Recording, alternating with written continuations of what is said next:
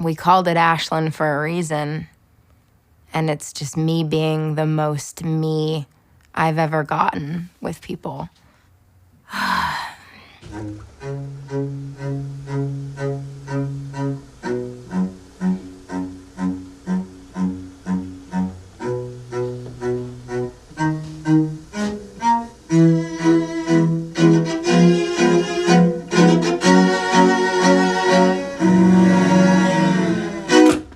We really went into making this album not worrying about what the world was gonna think. So yeah, I'm interested to see if people are gonna love it as much as I do. You take one, Mark.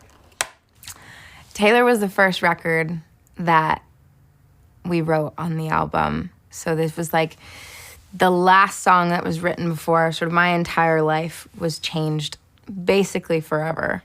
Is this song that people have been losing their minds over? It's from a girl named Ashe. It's called Moral of the Story. Some mistakes get made, that's alright, that's okay. You can feel that you're in love when you're really just in pain. Some mistakes get made, that's alright, that's okay. In the end, it's better for me, that's the moral of the story.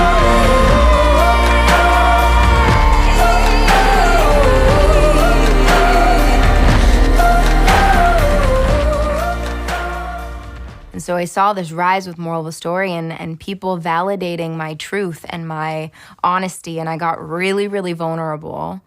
And the world said, yeah, we want more of that. I sent the song Taylor to Leroy and was like, I think this is a really good first place to start with the album. I think we sort of entered the studio for the first time after not being together for 2 years, and I was like, what have you been listening to? And she was like, I've been listening to Pit Sounds by the Beach Boys. And I was like, I've only been listening to Pit Sounds by the Beach Boys. And that was kind of the start of what became the album, I suppose. I'm holding it really weird. And then from there, we just started cooking. We got into the studio, wrote Till Forever Falls Apart.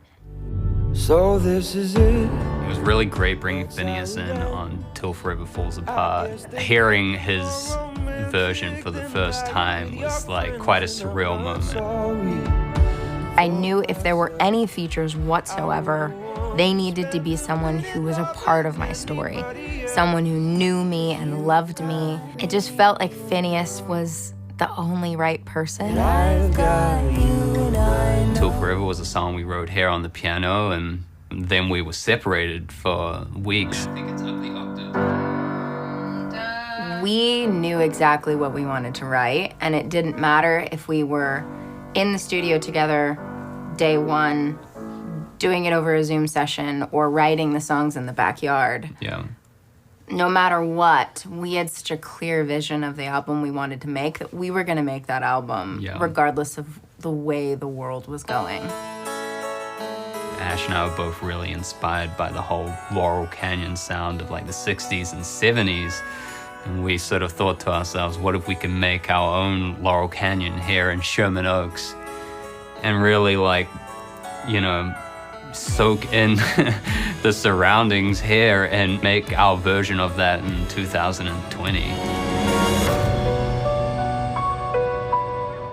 Hello, Leroy speaking.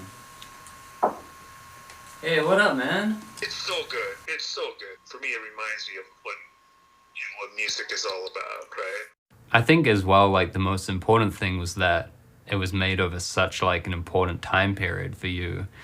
And if you had been if your life had been based around a touring schedule or all these sort of different release plans, we would have ended up rushing this album and I think missed out on a lot of really important moments in your life that, really make what became your debut album. There's a couple songs on the record that kind of dig back into that relationship that Moral of the Story did. And I didn't really share the full story with the world. Me Without You in particular is a record that really digs into me sort of coming to the realization that I was in a psychologically an abusive relationship. You know, psychological abuse is one of the most common forms of abuse and the least talked about. And it can feel so isolating. And I felt so cut off from myself and from the world. Things like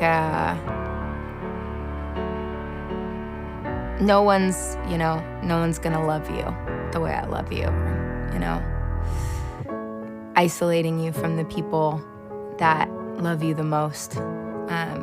Not being able to call my mom or my best friend because I knew it was gonna be a fight or there was just a lot in that relationship that when I was in it, I didn't know what I was in. And as I grew out of it, writing Me Without You was sort of me. It was like a realization that I can be me without you. I can be me detached from this other person who told me that I couldn't. That was so powerful because I didn't think I could be me without this other person. I really thought, my worth and my value and who I was so intrinsically connected to this other person. Coming into my own as an artist and as a woman, apart from this relationship that was so sort of terrorizing, was this like beautiful growth and this beautiful sense of confidence that I had never had. I don't think since I was like 7. I think 7-year-old me is the most like me now. 7-year-old me is like, doesn't give a fuck, is just like proud and happy and confident and is doing somersaults down a, grassy hill and doesn't care who it affects and is just like wild. And I'm more like that little girl now than I've ever been in my entire life. I mean, that was pretty close. The first record that came out with the album was I'm Fine. And it's probably the most playful, fun record. There's this cool call and response thing between myself and myself on the chorus, and it makes up one big lead melody. And I think it's a really good representation of how we played with all the chords and all the sounds and stacked all the harmonies. Maybe a little less of the fuzz. We get all the way basically to the end of writing this album, think it's over, and then something, really horrifying kind of happens in my life, and I'm like, okay, the album's not done. Open the book again. We had to write one more song. Just thinking about it, I get like choked up. I think I thought I was gonna get more calloused to it, and yeah, I just haven't. The story.